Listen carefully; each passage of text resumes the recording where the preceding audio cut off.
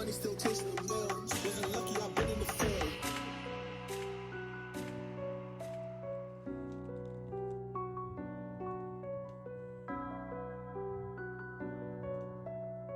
Got money still chasing the mill. Wasn't lucky, I've been in the field. Yo. Welcome to In the Field Radio. I'm Aaron Boogie. I'm here with Rapz. What's going on, people? What's going on, people? Another Monday night, another 10 p.m. What's the word? How was your week? My week was good. No complaints, man. Super chill. Kept it that way. It was nasty. It was rainy. It was sunny, but then rainy again. Shocker. Yeah. I'm ready to build an ark and get out of here. It's looking like it's supposed to get cold again. It's like Seattle. Yeah, but maybe Pacific a little Northwest. less depressing. Yeah, is it though? I don't know, man. What's good with you? Anything going on? Anything planned for this week? Anything you want to shout out, let the people know about? No, I'm hoping that we can schedule some super fire interviews this week. Oh, yeah. No, we definitely going to be banging out some interviews. Actually, write into us. Send us a little message. Tell us who you want to see up here. Don't be telling us about your older stepbrother that still rap and stuff like that. Give me give me something refreshing, man. I mean, you could tell us about it. We might hit delete, but But listen, let's get right to the music. Last week we had the Lil Wayne drop. We know what it was. Then I started getting to thinking how much, because you started saying actually prior to 3, it was like this run that Wayne was on with dropping so many projects and the mixtapes and the this and the that and working with, Are you familiar with Boldy James? yeah. Okay. Brick James is my song. I listen to that all the time in the car. So Boldy James right now is currently on tour with The Alchemist. I believe the name of the tour is the Bad Pizza Tour. He is currently on album number 7 this year. He has been dropping crazy music. Number 8 is on the way. When is he dropping? I don't have a date yet. Boldy, if you're listening, come on the show. Talk about it. But they're saying number 8 is already on the way of 2025. And it's June. Yeah. That's fantastic. So that's one more than every month we've had so far while being on tour. I love that. This one here is solely produced Jay Dilla. So that's something special as well. Like I mentioned, he's on the road with Alchemist. You know him and Alchemist to team up. Wait, how did he get Jay Dilla beats?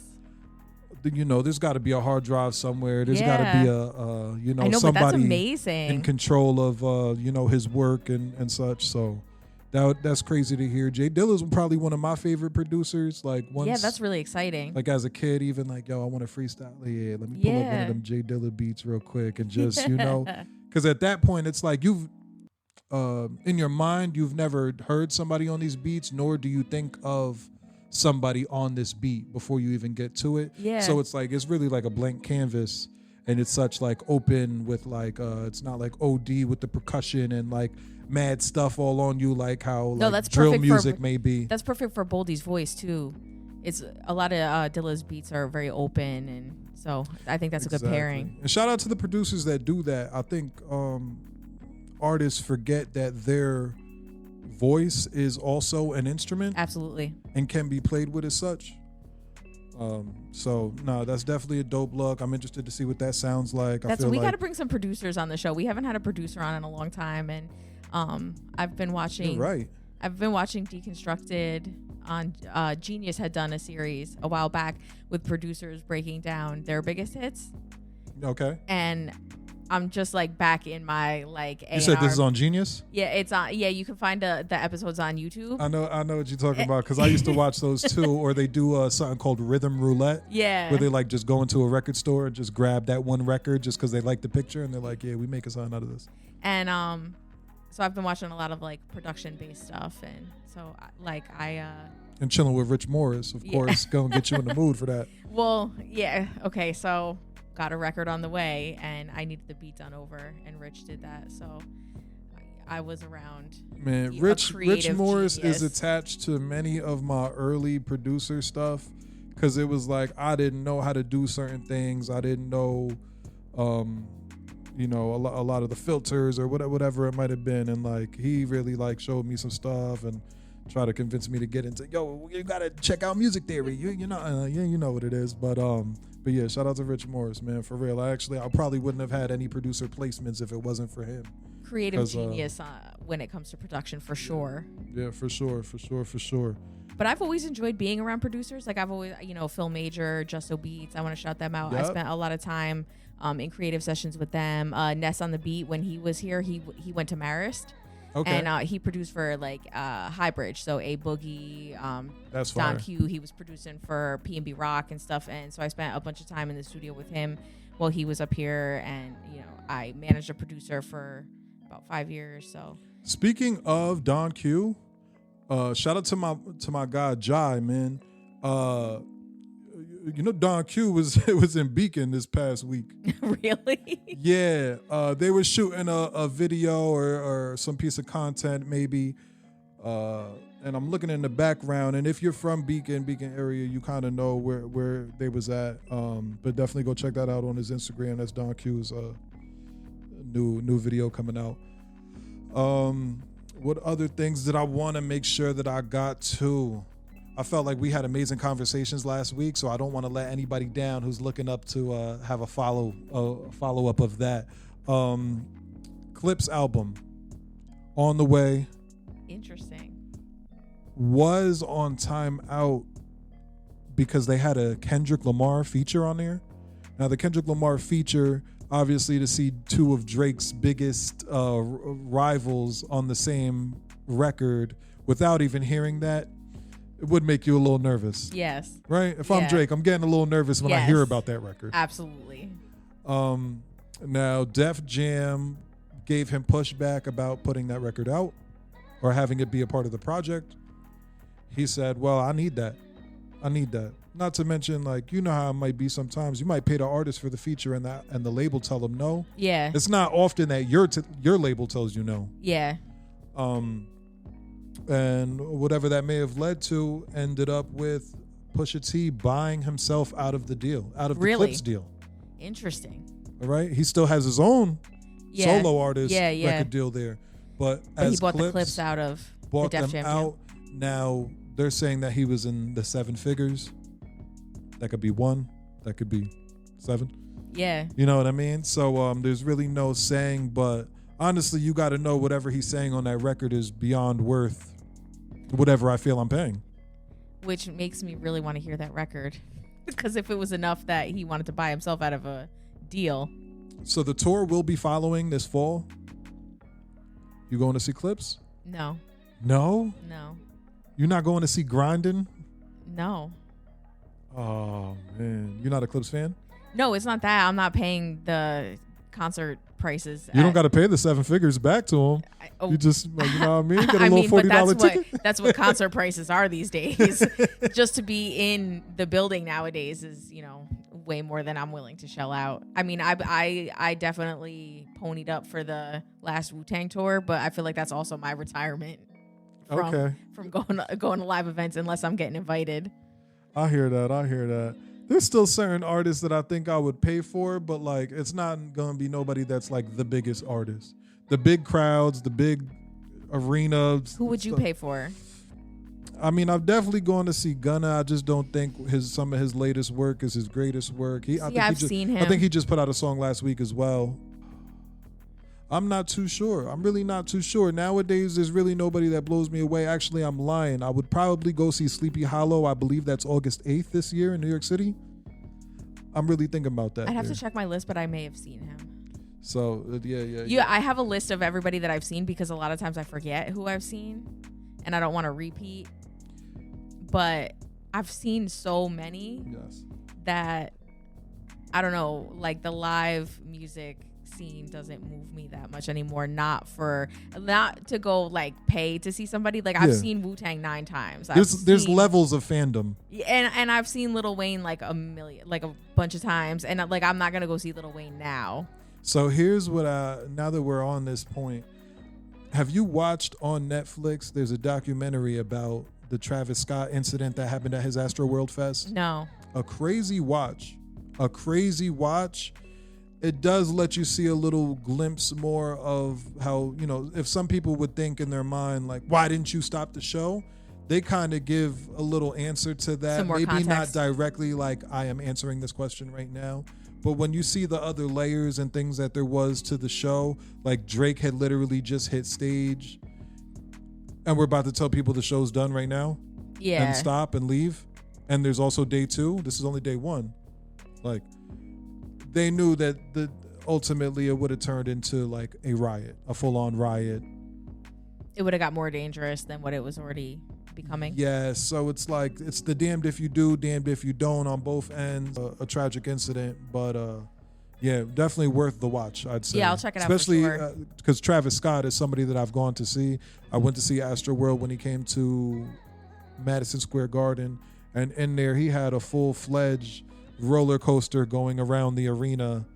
There was a point in time where like he got on it, Kylie came out from backstage, she got on it with him. He's performing while he's riding it around, and we're just watching him up there. Like, Yeah, he's definitely a dope performer. yeah, so I would even say him, but again, back to the same thing. Your latest work hasn't been your greatest work, and also following that, it's like I don't know. I was just gonna say, and I wonder if some of that has to do with what happened at Astroworld.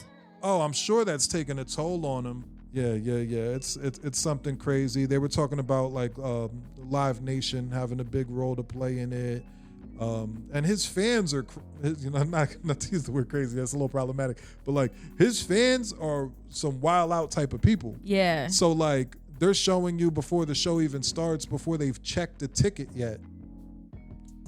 These kids like knock down the fences. People are hopping the fences. Security can't even, like, there's no checking of a ticket. Like it was insane like that. And there was definitely problems with like how the stage was built. Yeah. Definitely check it out. A good watch, maybe like an hour and 10 minutes. It's nothing crazy. Not bad. We were talking about Hot 97 and Summer Jam. No Summer Jam this year for you? Not as a paying customer. I did get invited to go, so I should be there, but I'm not sure because I haven't got confirmation yet. Any artists that you would be excited to see there if you were going?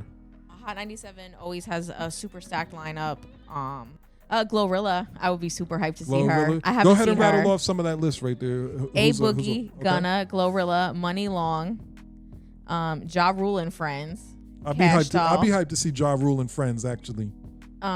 Jim Jones and Friend, Cash Cobain, 41. Okay, I mean those are like, some of these people are like usual suspects when it comes to New York events. And that's where for me, I've seen A Boogie, I've seen Gunna, I've seen Jim Jones, I've seen Cash Cobain, I've seen 41. Yeah, I hear you. Yeah, nobody really there that blows me away. That Ja Rule, I would, even if it wasn't attached to Hot 97, I would go see Ja Rule and Friends if he did, kind of similar to this Wu-Tang thing. If there was like this is my final lap. Yeah, I would go see Ja for sure. I'd be highly disappointed if I didn't hear holla, holla. Does he still sound good? I'm not too sure. Because that's something that also factors into whether or not I'm going to go pay. Because again, it's not cheap to go see these people. So if I go up there and you sound terrible, I'm going to be sad. You don't gotta sound like the record to me, though. No, but I don't want you to sound like how 50 Cent sounds at this point either. Because he doesn't sound fantastic live. Yeah, no, you're definitely right. Listen, we about to get to some music. We're leaving off of Ja Rule. When we come back, I'm definitely going to be talking about something Ashanti got coming up. Stay tuned. Another 10 p.m., another Monday night. Your boy Rapz, Aaron Boogie. Blow. Yo, what's going on? It's your boy Rapz, Aaron Boogie here with me in the field radio, WVKR 91.3 FM, Poughkeepsie and beyond. Yeah. I like Poughkeepsie and beyond. I know, it sounds a lot better. Yeah. Greater Poughkeepsie. Like, what's that? Well, I mean, we're kind of in 5 states and... That's what I'm saying. It's so it gives off this so localized. That's why I like the beyond. But yeah, we're not localized to Poughkeepsie. We're kind of everywhere. That's a fact. Global, not local. Real talk. Now listen, we were just leaving off talking about Ja Rule. We're right back. We're gonna keep it within the family. Ashanti's got something coming up. Have you heard that she's got a show with Nelly?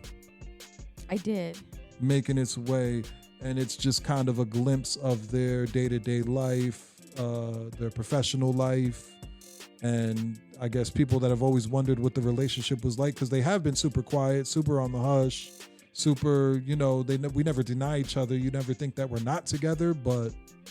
So my question with that is that you always hear about like the reality TV show Curse. Like, do you think that could spell the end for their relationship?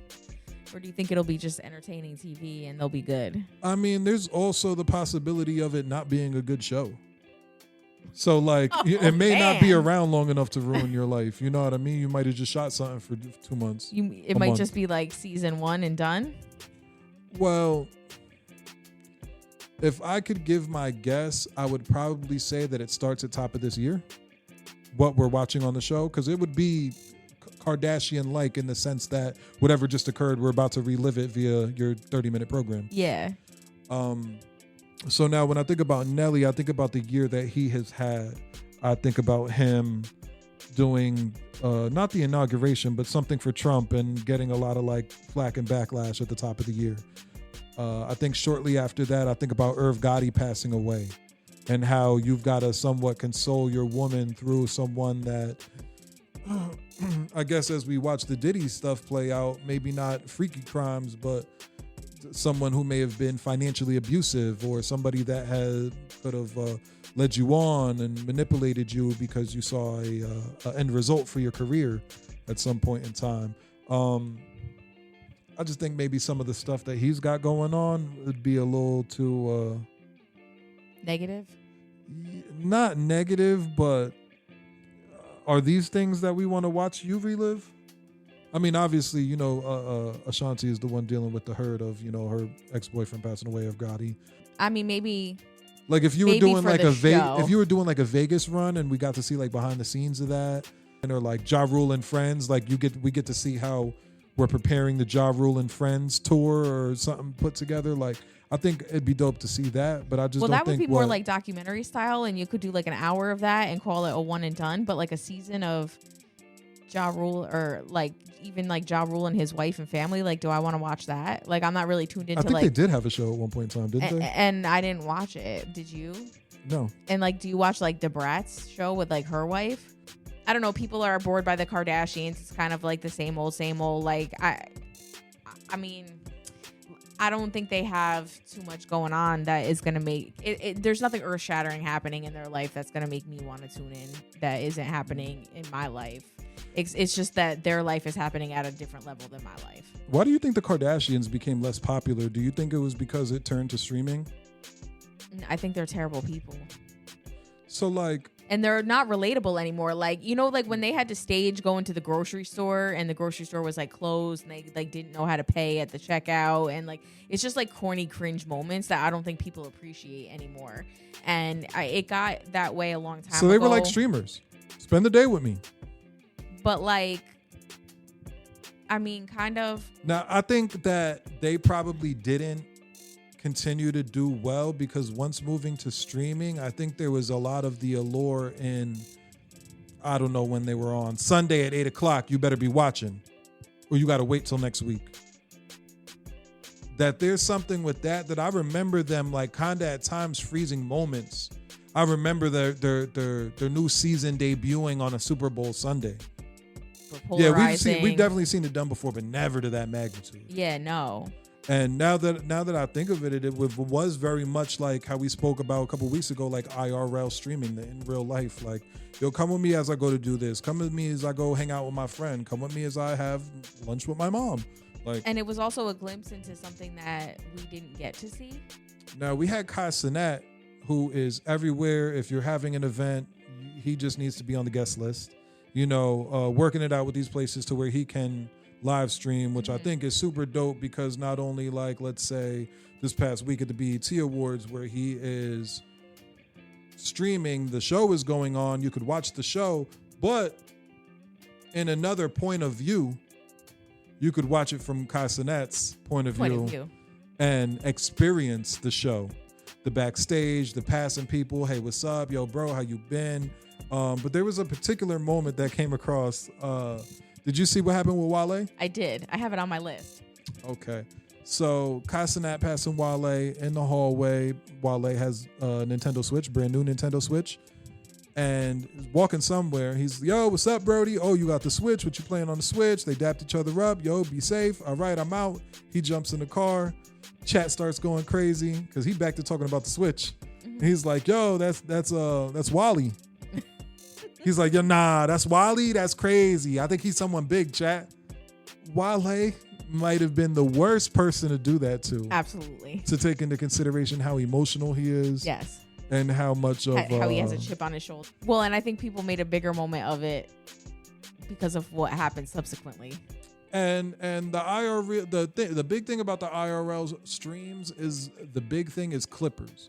Now, there's people that get paid. I'm sure you know about this, but for those who don't know, clippers are people that are clipping moments from your live stream and reposting them, and that's what goes viral. So you streaming for 17 hours didn't go viral, but this 17-second clip and the fact that there's 3 of them is what goes viral and you know, drives your engagement. And then the blogs that pick it up. Yes.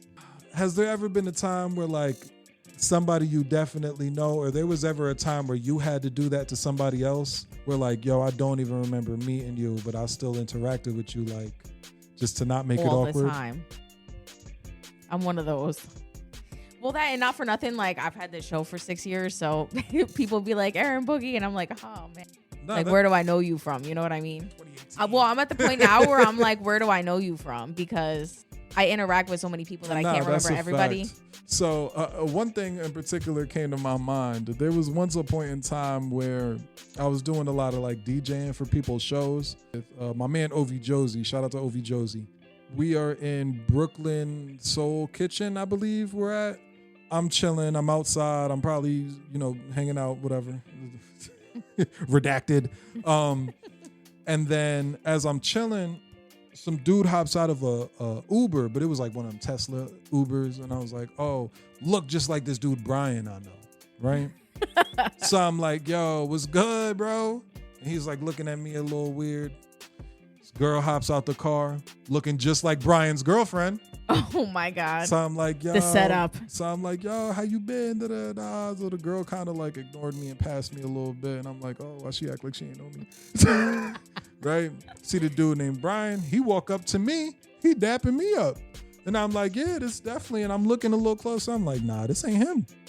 He's like, yo, so what's up, man? How you been? Everything going good? Yeah? How's the music? And I'm like, in my head, I'm like, maybe he does know me. Now I'm confused. Right? So whatever he walks off, the departure was very odd. Right? And I'm like, there's no way that I thought he was somebody and he thought that I was somebody. Maybe like 5 minutes later, I'm walking back to the spot where the event's going on at. Yo, there's this dude, maybe like 6'2", 6'3", Yankee fitted on, beard.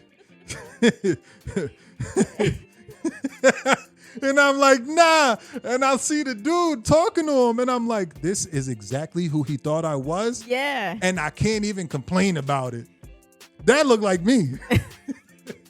Now, but can you blame Kai Cenat for knowing who Wale is, being that the age difference it's like a whole different generation? Why would he know? I would take the guess that he was probably 10 when Wale was out. And he may have been listening to 10-year-old stuff. Listen.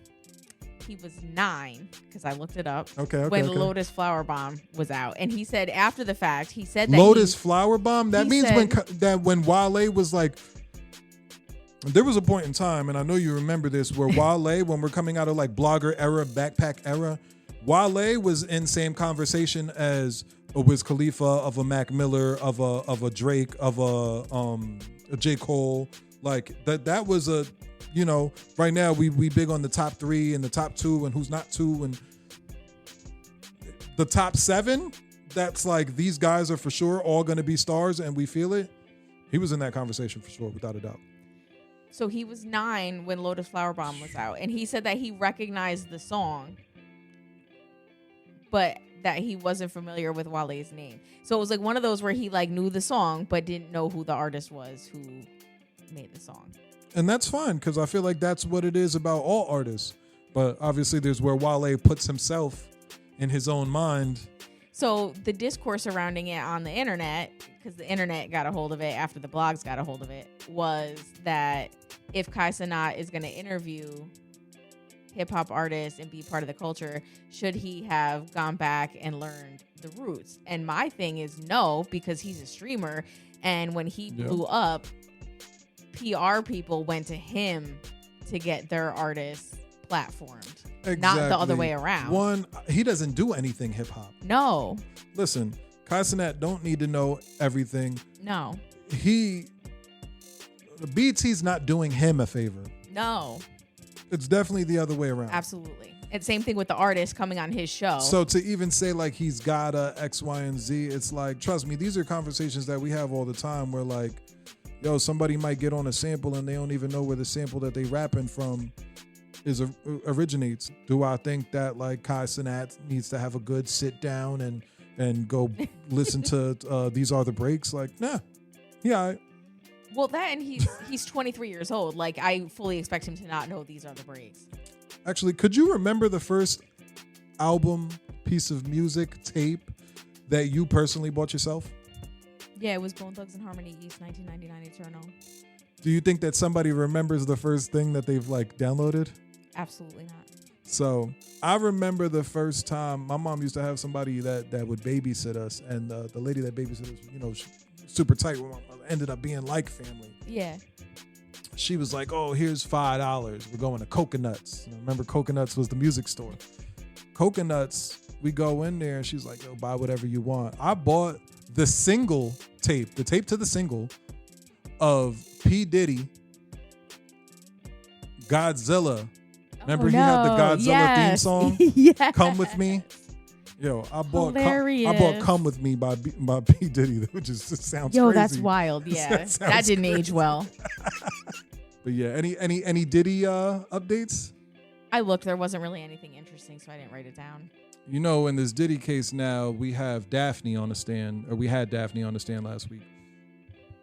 Now, Daphne is 50 Cent's baby's mother. Oh, yeah, I did forget. I saw that. What, that was last week, or was that the week before? No, this was this past week. I thought that was the week before. No? She was definitely on the stand for consecutive days.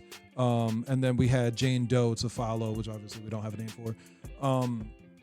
Now, 50 Cent's baby mom. Now we could kind of shed a little light on why they might not like each other, why 50's always taking aim. This is the same baby mother who had a problem with like the amount she was receiving in child support. Well, she sure made up for it with Diddy. Oh, for sure. Now, you could fill in the blanks of what you think may have been taking place there. Obviously, it was like the same things as Cassie. Let's travel over here. We doing this. We engaging in these type of activities. I'm giving you this in return. Now, Jane Doe comes to the stand to talk about other artists that she may have possibly done this with. Now, this is her own account, so I wouldn't even like to use possibly. But let's say allegedly. Allegedly is a better word.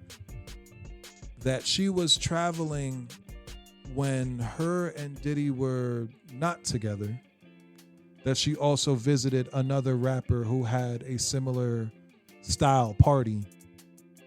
And she attended. And she was there amongst the people, but she swears that she did not take part in what was going on. They label him as an icon and a huge star. Uh-oh. All right, so this isn't. Is it Sean? Is that your first guess? Well, because I have my own guess, and I feel I'm 90% right, and there's maybe a very smidgen of doubt. Who is it? Who do you think it is?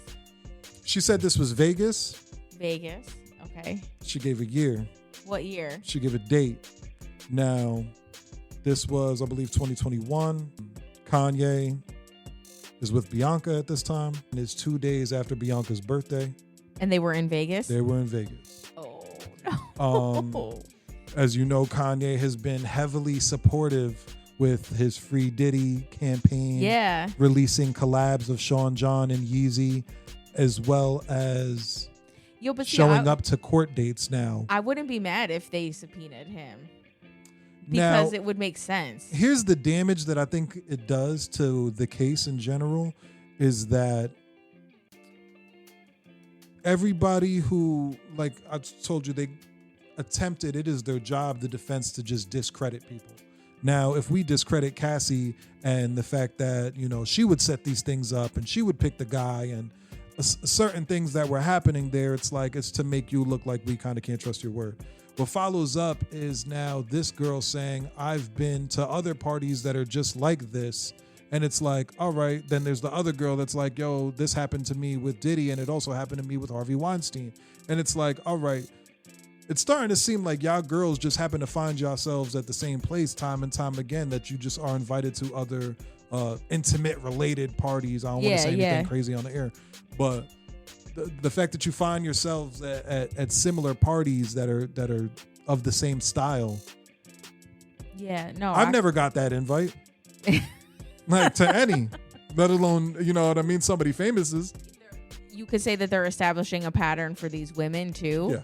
Yeah. For sure. But I think that also establishes a trafficking pattern. Yeah. And even with Daphne, with you just went from 50 Cent to Diddy, and this guy's money's not enough, but you know you're running around having these types of parties and receiving money from this guy, and it's like it looks bad. But again, these guys are just solely doing their job. It's not to, you know, take away from anybody who may have been a victim of anything. Now, Kanye's been trying to show up to court dates. The first day he got denied. Second day they let him in, but he walked back out. Yeah. But to start showing up the moment there's mention of rap icon who had similar style parties, and I also attended. Yeah. Well, and there's been not, I guess not really whispers, but like of assistants in the past that have claimed abuse and have made, you know, reference to you know, the same shenanigans in hotels and that sort of thing. And so I guess it wouldn't really surprise me. Now I wonder if these other, can we say that on the air? I don't know. Pedal wear anatomy merchants, right? Right. Fantastic. I wonder, like, are they getting into trouble? Well, I feel like what they probably do is they probably offer them immunity for testimony, or just kind of like look the other way and say like, hey, without you, we wouldn't have this case. Yeah. Well, that's another segment of he was freaky, he got caught. Did he do it? Did he not? Listen, check us every Monday, every 10 p.m. It's In the Field Radio. Good night.